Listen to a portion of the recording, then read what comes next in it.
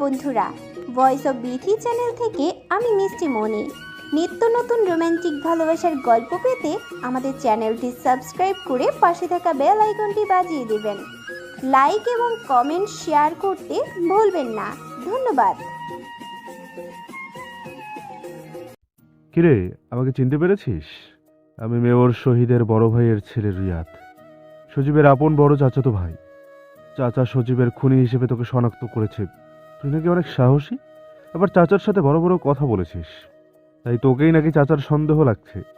এখানে তোকে মেরে গেলে কেউ জানবে না, একটা কাক পক্ষীও জানবে না। তা পুলিশের মতো থাকবি, আবার রাজনৈতিক নেতাদের সাথে তর্কাতর্কি করিস কেন? এখন তুই বল, সজীবকে কেন মেরেছিস? কি দোষ করেছিল তোর সাথে, যার কারণে সজীবকে মেরে দিলি? রাজ মুখ দিয়ে কোনো শব্দ করে না। সে জোরে জোরে কয়েকটা শ্বাস ছাড়ে। এবার সে ভীতু গলায় বলতে থাকে, আমি সজীবকে মারিনি। রিয়াদের হাতের ইশারায় পেছন থেকে কালাম নামের ছেলেটা একটা স্টিক এনে তার হাতে দেয়। রিয়াদ কিছু না বলেই হঠাৎ করেই বাড়ি মারে রাজের হাঁটুর মাঝ বরাবর। রাজ চোখটা বন্ধ করে ব্যথাটা সহ্য করে নেয়। রাজ কোনো প্রতিউত্তর করে না, কারণ সে জানে বুদ্ধিমানেরা তখন কথা বলে যখন তাদের কিছু বলার থাকে। কিন্তু রাজের এখানে বলার কিছু নেই, তাই সে চুপ করেই বসে আছে। রিয়াদ এইটা দেখে স্টিকটা দিয়ে আবারও বাম পায়ের হাঁটুর মধ্যে সজোরে বাড়ি মারে। রাজের কাছে মনে হচ্ছে এই একই জায়গায় প্রথমে আঘাত করা হয়েছে। রাজ এইবারও নীরবে ব্যথাটা সহ্য করে নেয়। রিয়াদ যেন রাজের এই নীরবতা সহ্য হয় না, তাই সে বলতে থাকে, কিরে, তোর কি কোনো ব্যথা অনুভব হচ্ছে না? তুই কিভাবে চুপ করে আছিস? রাজ কিছু না বলে ব্যথার মধ্যেও মুচকি হাসে, যার মানে হচ্ছে তুমি যতই দুর্বল হও না কেন, শত্রুর সামনে তা প্রকাশ করা যাবে না। তুমি যত দুর্বলতা প্রকাশ করবে, সামনে থাকা শত্রু তত বেশি অত্যাচার করবে তোমার উপর। রিয়াদ টেবিলের ওপর থাকা সিগারেটের প্যাকেট থেকে একটা সিগারেট জ্বালায়, দুইটা টান দিয়ে সব ধোঁয়াগুলো রাজের মুখের ওপর ছাড়ে। রাজ কাশতে শুরু করে। এইটা দেখে রিয়াদ জ্বলন্ত সিগারেটটা রাজের বাম হাতের উপর চেপে ধরে। রাজের মুখ থেকে হালকা জোরে করে একটা শব্দ হয়। এটা দেখে সবাই উচ্চ স্বরে হাসতে থাকে। বুদ্ধিমান সবসময় কাজ বা কথা করার আগেই চিন্তা করে, আর বোকারা চিন্তা করে কাজের পরে। রাজ এই কথাটা চিন্তা করেই মুচকি হাসছে। রিয়াদের কাছে রাজের এই মুচকি হাসিটা যেন আর সহ্য হচ্ছে না, তাই সে রেগেই বলে, কি রে, তুই কি দিয়ে তৈরি?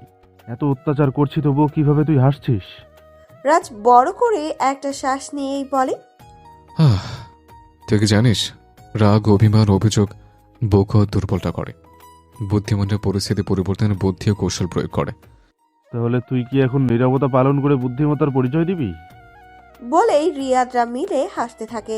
রাজ জানে শত্রুকে যত বেশি রাগাবে তত বেশি সে দুর্বল হয়ে যাবে, তার বুদ্ধি কাজ করা বন্ধ করে দিবে।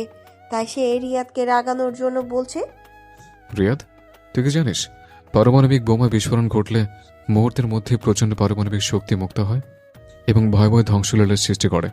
রিয়াদ প্রশ্নবোধক দৃষ্টিতে চেয়ে রাজকে প্রশ্ন করে ফেলে, এই কথাগুলো দ্বারা কি বোঝাতে চাইছিস সেটা খুলে বল। রাজ দেখতে পাচ্ছে রিয়াদ উত্তরটা শোনার জন্য কেমন যেন করে তাকিয়ে আছে। বলবো, সব বলবো। আগে আমাকে একটা সিগারেট জ্বালিয়ে দে, মনের শোকে টানবো আর তোর প্রশ্নের জবাব দেব। রিয়াদ ভালো করেই বুঝতে পারছে রাজের মাথায় কোনো সমস্যা আছে, কেমন যেন সাইকো টাইপের ছেলে। সে আর কিছু না ভেবে পকেট থেকে একটা সিগারেট জ্বালিয়ে রাজের দিকে এগিয়ে দেয়। রাজ অসহায় দৃষ্টিতে তাকিয়ে আছে রিয়াদের দিকে, হাত দিয়ে ইশারা করে, যার মানে হচ্ছে রাজের হাতের বাধা, সে হাত দিয়ে বাধা অবস্থায় সিগারেট টানতে পারবে না। রিয়াদ পলাশকেই বলে, পলাশ শালার ডান হাতের বাঁধনটা খুলে দে। রিয়াদের কথা মতো পলাশ রাজের ডান হাতের বাঁধন খুলে দেয়। নে, এবার সিগারেট টান আর আমার প্রশ্নের জবাব দিতে থাক।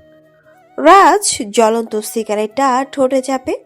নিজের ঠোঁটের কোণে রক্ত জমাট বেঁধে রয়েছে। ঠোঁটটা অনেক জায়গায় বাজেভাবে কাটা যায়, কারণে সিগারেটটা ঠোঁটের চাপড়ে রাজের হালকা ব্যথা অনুভব হয়। তবু যেন সে থামেনি। জোরে জোরে 4টা টান দিয়ে সিগারেটটা শেষ করে ফেলে। আমরা যেখানে ছিলাম।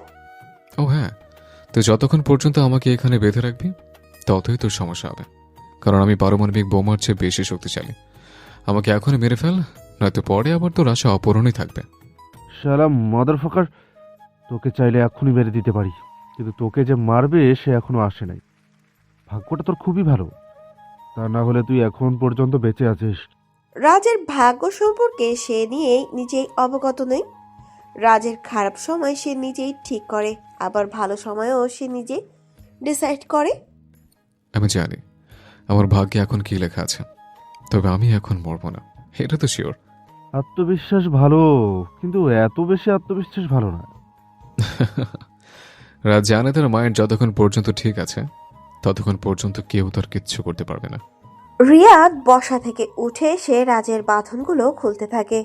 উপস্থিত সবাই প্রায় অবাক। রাজ এতক্ষণ রিয়াদের সাথে কথা বলে বুঝে গেছে তার সাথে কিরকম মাইন্ড গেম খেলতে হবে, তাই সে কথাটা বলেছে। আর কথাটা শুনেই রিয়াদ হার্ট হয়ে গেছে, যার জন্য সে এমন করেছে। নে, খুলে দিলাম তোর সব বাঁধন, দেখি তুই কি করতে পারিস। আজ তোর এমন অবস্থা করব তুই নিজে নিজেকে দেখে ভয় পাবি। রিয়াদ তার শার্টের বোতামগুলো খুলতে খুলতে রাজকে বলছে। রাজ বুঝে গেছে শিকার নিজে সে ধরা দিচ্ছে, তাই তাকে তেমনভাবেই প্রস্তুত হতে হবে। রাজ নিচের 2টা বোতাম খুলে শার্টটা টেবিলের ওপর রাখে। সাদা গেঞ্জির ভেতর স্পষ্ট বোঝা যাচ্ছে সাসপেক্ট বডি। রিয়াদও তার সাদা শার্টটা খুলে টেবিলের ওপর রাখে। পেছন থেকে .38 রিভলভারটা রাখে টেবিলের ওপর। ঘাড়টা হালকা ঘুরিয়ে ব্যায়াম করে নিচ্ছে, পাটা হালকা উঁচু করে রাজের দিকে স্লাইড করে, কিন্তু রাজ সেফটি নিয়ে সরে আসে। কিন্তু রিয়াদ আর পরের অ্যাটাকটা মিস করতে চায় না, তাই ডান হাত দিয়ে রাজের তলপেটে হিট করে রাজ দুর্বল থাকায় দূরে ছিটকে পড়ে। রিয়াদ যে রাজকে টেনে তুলে।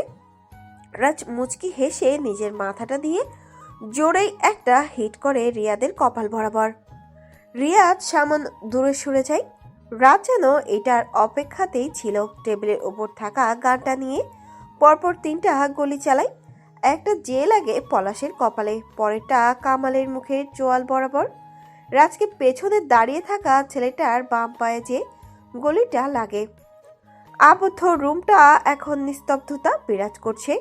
2টা লাশ পড়ে আছে নিচের ফ্লোরে। পায়ে গুলি লাগা শাওন নামের ছেলেটা ব্যথা সহ্য করতে না পেরে জ্ঞান হারায়। রাজেই নিস্তব্ধ রুমে জোরে জোরে হাসতে থাকে। টেবিলের ওপর থাকা সিগারেটের প্যাকেট থেকে একটা সিগারেট জ্বালাই আর টানতে থাকে। রাজ পেছনের দিকে ঘুরে একবার দেখে নাই। রিয়া যেন এটারই অপেক্ষা করছিল। সে উঠে জোরে রাজকে মারতে আসবে, তখনই একটা গুলির শব্দ হয়। গুলিটা রাজ না দেখেই চালায়। সেটা যে সোজা রিয়াদের ডান হাঁটুর লাগে। রাজ জোরে জোরেই হাসতে হাসতে বলে, রাজের নিশানা কখনো মিস হয় না। শোন রিয়াদ, যার কথার চেয়ে কাজের পরিমাণ বেশি সাফল্য তার কাছে এসে ধরা দেয়, কারণ যে নদী যত গভীর তার বয়ে যাওয়ার শব্দ তত কম। আমাকে যেন কি আসবে মারতে, দেখি তোর কোন বাপ এসে আমাকে মারে। রাজের কথাটা শেষ হওয়ার সাথে সাথে রুমের দরজায় কেউ কড়া নাড়ে।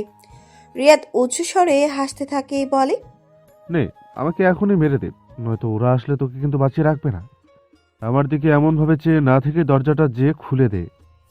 রাজ কিছুক্ষণ চুপ করে থাকে, জোরেই হেসে উঠে বলে, যা, তোর মেহমান, তুই যে তাকে ভেতরে নিয়ে আয়। রিয়াদ কোনো রকমে খুঁড়ে খুঁড়ে দরজার কাছে এসে দরজাটা খুলে দেয়। বাইরে থেকে কোনো এক আগন্তুক ভেতরে প্রবেশ করে। রাজ আগন্তুকটাকে দেখে পাগলের মতো হাসতে থাকে। এমনভাবে হাসে আগন্তুকটাকে দেখে যেন কতদিনের পরিচয় আগন্তুকের সাথে। আর রাজকে এমনভাবে হাসতে দেখে রিয়াদ বলে, কিরে, মৃত্যুকে সামনে দেখে কি পাগল হয়ে গেছিস? রাজ কিছু বলে না, শুধু মুচকি হাসে। রিয়াদ এবার আগন্তুকটাকে উদ্দেশ্য করেই বলে, দেখ ভাই, এই কুত্তার বাচ্চা সবগুলোকে মেরে দিয়েছে। চল, এখন একে মেরে দিয়ে এখান থেকে কেটে পড়ি। কুত্তার বাচ্চাকে আমরা বিশ্বাস নেই, যখন তখন কিছু করে দিতে পারে। আগন্তুকটা কিছু বলে না। 4 পায়ার প্লাস্টিকের চেয়ারটা টেনে টেবিলের সামনেই বসে। টেবিলের ওপর থাকা সিগারেটের প্যাকেট থেকে একটা সিগারেট জ্বালায় 2টা টান দিয়ে বলতে থাকে। কি রে রিয়াদ, কার রুচি এমন খারাপ হয়ে গেছে যে এই কম দামি সিগারেট খায়? রাজ একটু স্পষ্ট করে হেসে বলে, বিষাক্ত জিনিস এটা। দামি আর কম দামের কি আছে? এটা তো মানুষের মাইন্ড গেম খেলতে সাহায্য করে। দামি ব্র্যান্ডের সিগারেট খেলে কিন্তু বেশি ভালো মাইন্ড গেম খেলতে পারবে না। আর সামনে যা আছে তা না খেয়ে যদি আরেকটার আশা করো, তাহলে কিন্তু তোমার কাছে কোনোটাই ভালো লাগবে না। আগন্তুকটা রাজের কথা শুনে হেসে সেই জ্বলন্ত সিগারেটে আবার টান দেয়। রিয়াদ ধর, তোর সাথে তোরই কোনো এক বন্ধু বা কাছের কেউ বেইমানি করে, তাহলে কেমন লাগবে তোর কাছে? আবার মৃত্যুটা হঠাৎ করে হবে, হয়তো অনেক প্রিয়জন খবরও পাবে না, লাশগুলো দেখে অনেক ভয় পেয়ে দূরে সরে যাবে, রাস্তার পাথে কুকুরগুলো ঘেউ ঘেউ করে মানুষের কাছ থেকে লাশটা টেনে নিয়ে খুবলে খুবলে খাবে। কেমন হবে তখন? রিয়াদ আগন্তুককে উদ্দেশ্য করেই বলে, কি রে, তুই তো আগে এমন রহস্যময় কথা বলতি না, এখন এত কথা বলছিস কেন? কাজটা শেষ করে তাড়াতাড়ি চাচার কাছে যেতে হবে। রিয়াদ, তুই জানিস কি, ভিতরে একটু বেশি কথা বলে, যার কারণে তারাই বেশি ঠকে। তুইও কিন্তু বেশি কথা বলিস। মনে হয় না তোর সাথে মাইন্ড গেম খেলতে আমার জমবে। রিয়াদের পায়ের ওপর ভর দিয়ে কোনো রকম রাজের সামনে সেই গেঞ্জিটা ধরে টানতে থাকে আর বলে, তুই একটু বেশি কথা বলছিস, নিজেকে অনেক বড় মনে করিস তুই। রাজ তার হাত দিয়ে রিয়াদের হাত দুটো ছাড়িয়ে নিয়ে একটা ঘষি দেয় রিয়াদের মুখ পাঁজরে। রিয়াদ দূরে ছিটকে গিয়ে পড়ে। তোকে তখনই বলেছিলাম আমাকে মেরে দে, কিন্তু তুই তো শুনলি না। এখন বিপদ তুই নিজেই ডেকে এনেছিস। আগন্তুকটা সিগারেট টানছে আর শব্দ করেই হাসে। রিয়াদ আগন্তুকটাকে উদ্দেশ্য করেই বলে, তুই বসে বসে সিগারেট টানছিস কেন? দেখতে পাচ্ছিস না আমাকে হিট করছে? রাজকে এখন কোনো হিংস্রর চেয়ে কম লাগছে না। মনে হচ্ছে সে পারলে এখনই তার পুরো গেমটা শেষ করে দিতে পারে। কিন্তু সে একজন পাক্কা মাইন্ড গেমার, তাই সে আরও মাইন্ড গেম খেলতে চায়। রিয়াদ, আমি তখন চুপ করেছিলাম, এর মানে এই নয় যে আমি তোদের কাছে হার মেনে নিয়েছি।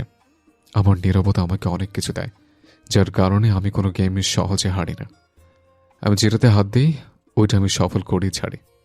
রিয়াদ রাজকে উদ্দেশ্য করেই বলে, মাদারফাকার, তোকে আজ আমি নিজ হাতে মারবো। এখানে তোর কোনো বাপ তোকে বাঁচাতে আসবে না। কথাটা বলেই রিয়াদ বসা থেকে উঠে দাঁড়ায়।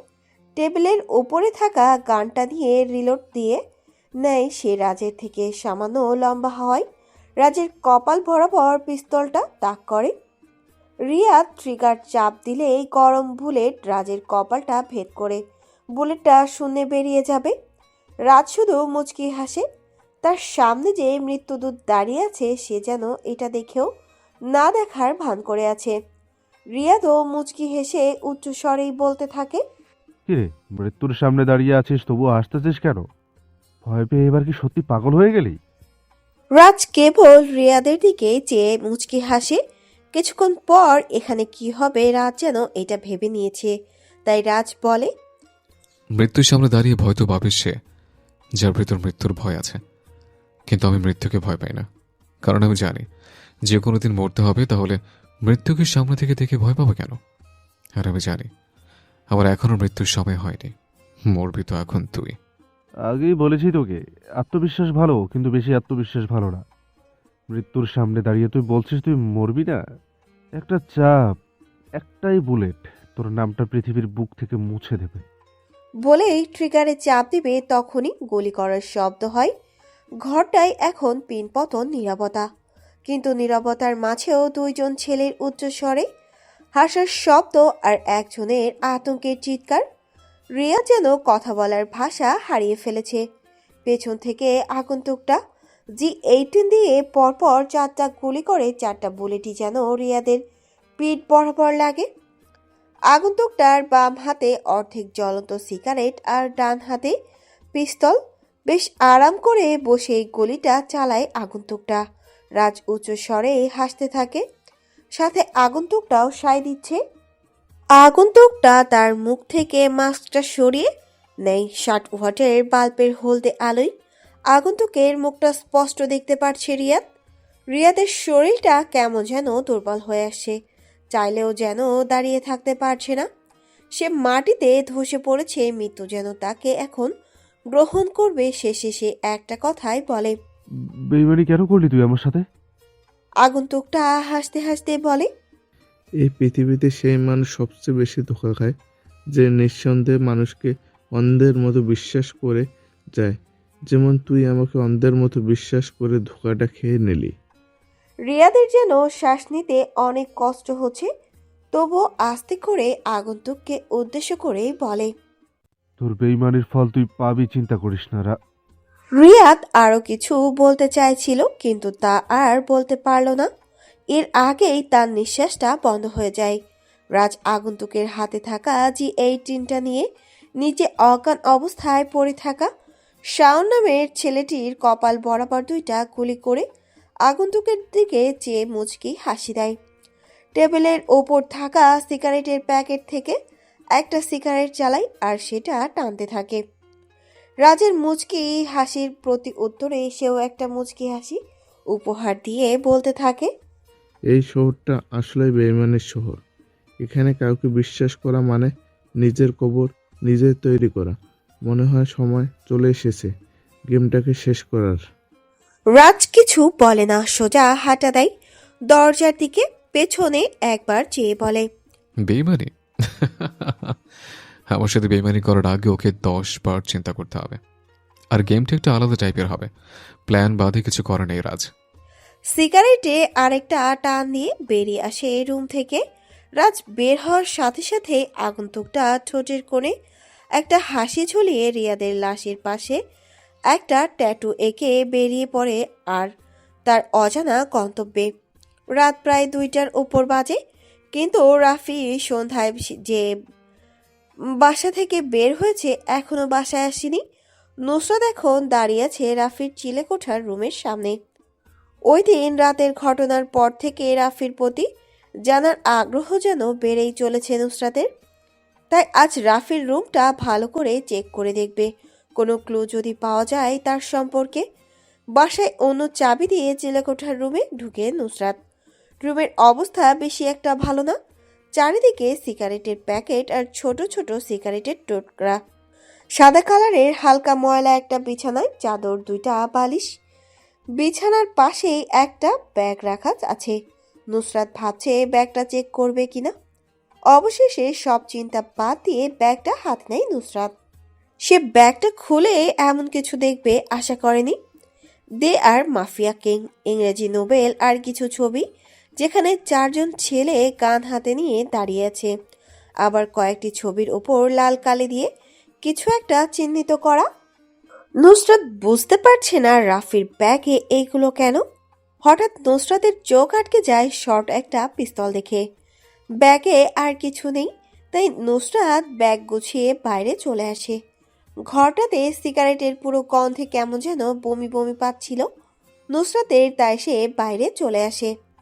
তুই আর কোনো সময় রাতের বেলার বাসায় আসবি না, তাহলে আজ এত রাতে আসলি কেন? মফিজ মিয়ার কথায় রাফি চুপ হয়ে যায়। রাফির কোনো জরুরি কাজ থাকায় আজকে এত রাত হয়েছে বাসায় আসতে।